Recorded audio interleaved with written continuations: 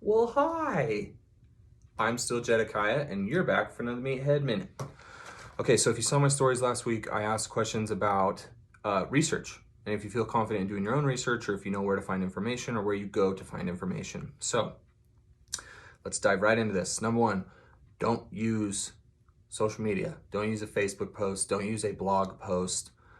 Um, there's a lot of confounding information there, and it's not rigorous. It's not who knows, right? That's terrifying. That scares the crap out of me. But people do it all the time. So don't do that. Um, a lot of the people that responded, folks that said that they felt like they were confident in seeking out research, almost everybody across the board said expert opinion, which is good, provided that the expert is not a crackpot, which sadly, there's plenty of that. The analogy that I like to use when I think of that is like, so you have there's a medical expert that says that you should do this. We're talking specifically like within exercise science stuff today, okay? So you have a medical professional that says this. And the analogy that I like there is like, say that you have a dude that says, well, I work on cars. And you take your car in because the transmission blew and you need the transmission fixed. Turns out that this dude repairs windshields, but he said, I work on cars. That dude probably shouldn't be working on your transmission. So the same kind of concept applies with health science stuff. There's a bazillion wonderful, excellent, evidence-based MDs in the world. There's a very small chunk of MDs that are, really subscribe to some crackpot stuff, and they market it, and then they use, well, I'm a medical doctor, and that's bad. Okay, so let's stay away from that. We don't like that. So expert opinion can be good, but like I said, it's not always right. And a lot of times, like the really loud experts out there that are, pushing their books and pushing their supplements and stuff like that, unless they're giving you like really common sense, boring advice, who knows if it's accurate or not. So where do we search? I think that the best thing that you can do as a human, if you have questions about health, exercise, diet, whatever it is to learn how to source stuff for yourself, okay? And anybody can do it. That's what's cool. There's a ton of publicly available exercise science research. Oh, my pen, come back. Okay. Ton of publicly available exercise science research. The two places that I like to go to would be Google Scholar and PubMed. And those have tons of public access stuff. You can just dive right into it.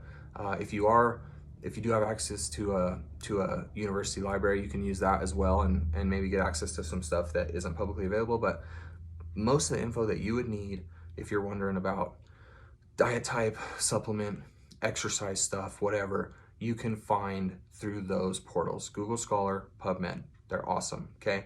So how do you search? You're gonna wanna use concise terms and spell things right, obviously. And you're gonna search into those two portals, Google Scholar and PubMed, and then it's gonna pull up a bunch of different stuff. So when we're looking at findings, there's kind of like levels to how high quality the research or the data is, okay? So down at the bottom here are gonna be like case studies with like one or a couple participants in the study who, use a supplement or whatever for a period of time. And those are, they can show some data, but at the end of the day, the small pool size doesn't necessarily indicate that it's going to transfer over to me or you or just general population, right? So then there's several different levels of experimentation that can happen, and kind of like the gold standard experiment design is going to be a randomized control trial, and that's where you're going to take an experiment group and then a placebo group. Like, so if we're talking about a type of exercise or a supplement or whatever, the experiment group is going to be experimented on, so they're going to use the supplement, and then the other group's going to have a placebo or nothing. Placebo would be ideal because then they don't know if they're getting it or not. And if there's a measurable outcome for the folks that are being experimented on, there's your evidence, boom. And that way they can show like it is truly randomized, like it works. in the study, hopefully when they designed it, they took, you know, people from different, like all kinds of different folks to make it like really broad spectrum, okay? And it's tough to find really high quality randomized control trials, but you can sometimes, so that's cool to look for those. The best thing to look for, what I prefer to look for, is going to be what's called like a systematic review of data on something. So a systematic review has the researchers take a ton of different experiments and control trials and you know, maybe even case studies. They pull in all kinds of data about the claim that's being made. So like creatine, okay, like we think that creatine is good for people, blah, blah, blah, blah, blah. And so they'll go through and look at all the data and they'll kind of summarize it. And it's a long process because they're going to go in and look at the experiment design. They're going to see if it was done appropriately, if there were, you know, wacky measures in place or good measures in place. And the researchers doing the review are going to identify all that, which is cool. And then you can go into that review and see what their findings are, where they're looking at all kinds of studies. So then if you have, you know, some studies that say this and some that say this, then that's like, it's confounding evidence, like we don't know it, right? So that would be my recommendation. I think that if you can find the stuff on your own, one, it's empowering, and then two, you're able to start to identify those experts that are crackpots, because there's plenty of them.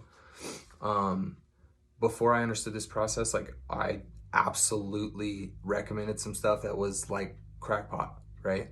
And it was because at 21, 22 years old, 23 years old, I was like, oh, that's a doctor. They know what they're talking about. So be aware of that. Doing this, it's empowering and it's cool because as you get used to it, you'll start to be able to see what's real. And then you can see, you know, if there is something that you have a question about, well, there's evidence here, there's evidence there, and then you can make the informed decision on your own if you do want to use that thing or if you don't want to use that thing, or if you do want to do this type of exercise. If you don't, you can, you know, weigh the risk-benefit ratio there for yourself and go ahead and go for it. But just recap, no social media, just don't do it, okay? Until you, you know, if at some point you come across somebody who is like really legit and evidence-based, after learning this yourself, and you can say, oh, look, they do what I do, then you can go for it to that, you know, like follow their stuff. There's a few that I do, but I want you guys to go learn stuff. Expert opinion, it's not always right. Where to search, Google Scholar, PubMed. Google Scholar, PubMed. Lots of good data and research on those two portals, okay? And a lot of it's public. PubMed is publicly available, so you'll be able to read that and just go look at the conclusions, look at the results, the findings, and some of it's like technical jargon. It might not make sense, but it'll probably state in there somewhere something about the level of evidence on whatever it is that you're searching. Search with concise terms, spell things right, and then when you find the findings, you know, if you find a single study that makes a statement that's like, look at the next level up, look for a randomized control trial, look for a systematic review, see what those things say about the data. And like I said, if something's structured really well, the evidence will come. And so if you find a study that seems like it's pretty legit, that makes a statement that maybe contradicts like a big body of evidence, that doesn't mean like throw it away, but that's where I said it's making your informed decision and then staying in tune with that and up to date with that research. And, you know, maybe they produce something that shows it again, and then the body of evidence has to change and more systematic reviews will be done that say, oh, look at this. So it's not a quick fix, but being able to do this yourself is really empowering.